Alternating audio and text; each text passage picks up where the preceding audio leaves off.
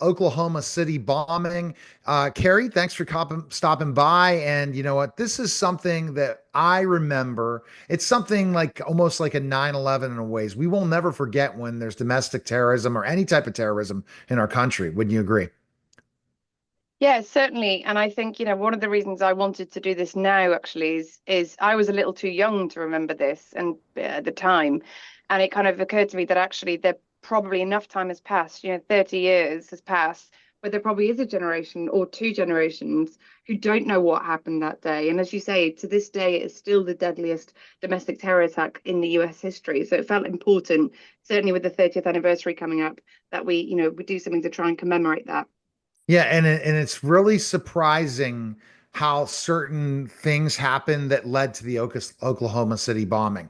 And that's, I think, one of the parts of talking about this day is it's domestic terrorism, but it was led to one act that happened years earlier in preparation. I didn't know that till after studying it and watching other documentaries on why Oklahoma City bombing. Yeah, and I think, we do go a little into the how we got to that day from the perspective of the bomber in the series, but I really wasn't that interested in this particular series to delve into it too much because I think the thing that was important for me was about really hearing from those people who were there that day, their perspectives and what it was like to be there. Because I do think that the way you understand the impact of something, for me at least, is to feel it and to understand the human stories of it. And I think for me, that's where the power lies in a documentary like this is that, there's generations who don't know the story, like I said, or certainly, maybe some who've forgotten it over the years. I think it's through those human stories and sometimes, extremely harrowing, but also oddly filled with hope and resilience. And I think that's one of the things that actually really surprised me when speaking to some of these survivors is that, all of them in some way or another brought up the notion of hope. And I think that's the biggest thing I learned working on this actually is that, even when something horrendous like this happens, Oklahoma City and the people who lived through it showed that you can be resilient and overcome it, I suppose. Right. Overcoming something, I mean, to go through something so horrific and survive it and be a testimony towards this yeah, I'm sure when you were interviewing these people, you were like, oh my gosh, if I had to go through something like that. Ah, Yeah, horrific. most definitely. Yeah. And yeah, and I think, particularly we interview parents who lost their children in that bombing. Of course 168 people died, but I think it's important to remember there was a daycare in that building and 19 of those children died.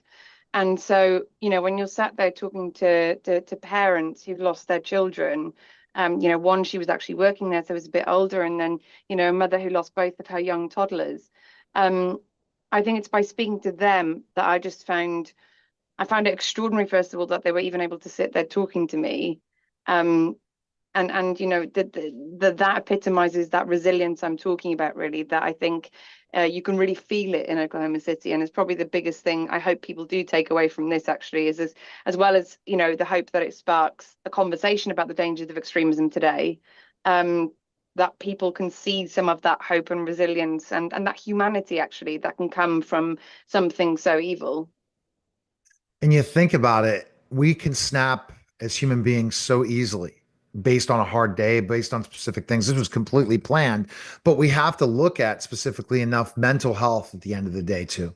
When these certain horrific events happen or different things, we have to be ready because there's shootings in churches, there's terrorism and terrible mass casualties all the time in this country. We really have not it's not stopped from 30 years ago. And I think that listening to these survivors that have gone through this and lost loved ones, hopefully will make people understand the repercussions of making a decision like this.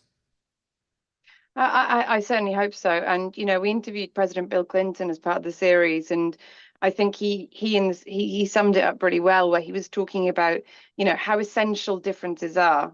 Differences are essential, differences are good, but not if they come at the cost of common humanity. And what happened on April 19th showed what happens when you forget common humanity. And I think that is such an important message that you can disagree well, as long as you don't forget that. And hopefully what this series shows is in very emotional terms, the impact of what happens when you do forget that. The impact is so what do you hope the most our viewers will get out, your viewers are going to get out of this as a director, as a filmmaker saying, I really want people to gain something from this?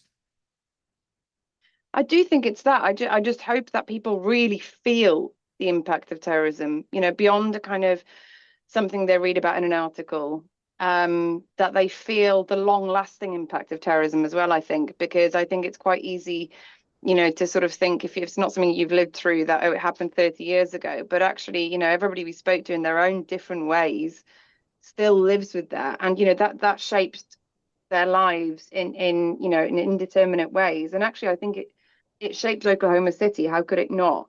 But I think all of these people in the city itself, it didn't define them. So I think it's both of those things. I think it's understanding as a bit of a warning call, I guess, the real impact or the potential impact of something like this, as well as appreciating actually just how resilient people can be and how remarkable that is. And then the last thing is specifically enough, hopefully parents start talking to their kids about this, to have that conversation. Hopefully this can be aired in schools so that people can see the human tragedy, not just that one event. And that what terrorism leads to, what mass casualties lead to, and how people live with this the rest of their lives. And if parents can talk to kids, teachers can talk to kids, and everything saying the decisions we make can be life changing for generation upon generation, to really never consider this or to report something like this if it could happen. Yeah, and I think one of the things that really strikes me actually is that, people think of this, it's a federal building, right? That was bombed. And I guess people have certain preconceptions of who might go work in a federal building. But actually, it had a credit union, it had a daycare. These were just ordinary, everyday Americans in an ordinary town in the middle of America going to work that morning.